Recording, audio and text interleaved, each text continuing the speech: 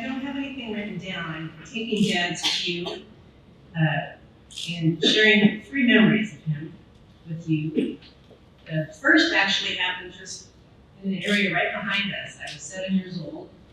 My parents were newly separated, and as was mentioned in one of the videos, my brother and my dad were living in Bill Miller's apartment over on Panorama. And I had a ballet class, only lasted for a year because I was not a very graceful child. And I would walk from our house on Duke Drive, just down the road, up Haley, and turn left to the ballet center, which is right on the corner by the mortuary.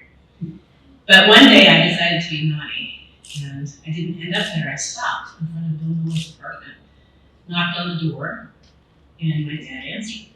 And it was a revelation for me because even though he worked at BC and I lived a block away, I didn't see him very often when my parents were separated. And I was so overjoyed when he opened the door, stopped what he was doing, I think he was grading some papers, and took my hand, and we crossed Panorama, and we hiked down the bluff together.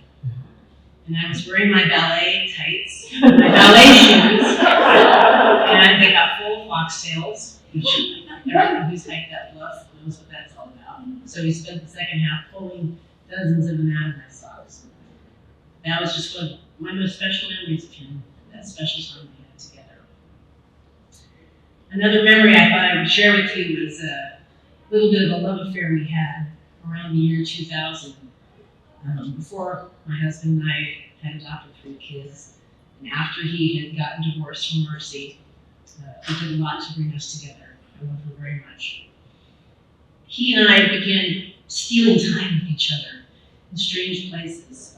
I would have a business meeting in Stanford, and he happened to be in San Francisco to roast somebody at a retirement party, and we'd sneak away and spend an evening together, having a drink. Or I would come to Bakersfield just on a whim if I happened to be in LA, and I would steal into town without letting my mom know I was here because that would cause friction.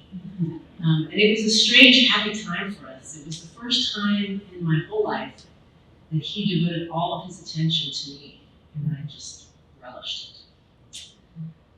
The third thing I'll tell you about is something that everybody knows about, his love of tennis, which he taught himself. When he moved to Bakersfield, he didn't have a sport. There was no hockey. He didn't play football anymore. And he basically decided tennis is going to be my sport. It's what everybody here in Southern California does.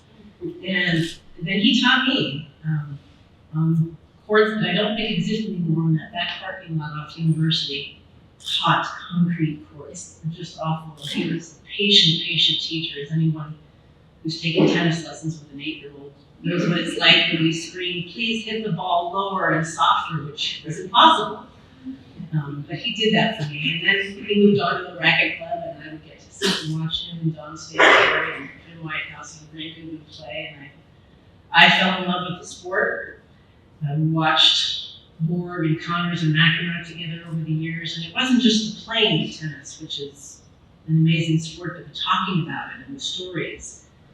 And there was a very small period of time in my life when I could beat him regularly. And this was a problem. This was a problem because he was a very competitive person, at least on the tennis court. And it was when I was in college, I was playing a lot of tennis, and I beat him pretty soundly one day on court 6 at the racket club. And the next day, he plotted and decided, well, let's go play again. Let's play like at 3 p.m. And it was maybe in the 90s, hundreds that day. And we got, we split the first 2 sets, got to 6-all in the third, and he looked at me and he said, well, let's just play it out. No tiebreaker for us. And at that point, I was beginning to suffer the first signs of heat stroke. So that was part of his plan. And at 9-all, when I was about to collapse, he said, oh, let's just do the tiebreaker now. I can tell you're tired. And of course, he won 7-0. So that was Dad. And probably the thing that we did together the most in my 5 decades. We were supposed to have our swan song this last September at the Labour Cup in Boston. It was going to be the first time that he and I would see Roger Federer, both of our heroes, in person. And he wasn't feeling well, so he didn't come. But I have 20 years of journals to pour over, to read his words, to remember him by, and I've just gotten started. And so happy to be here and meet all of you. You know, Dad kept everyone in their little compartments, and let's try to figure out how to break the walls of those compartments down so that we can all get to know each other better. Thank you.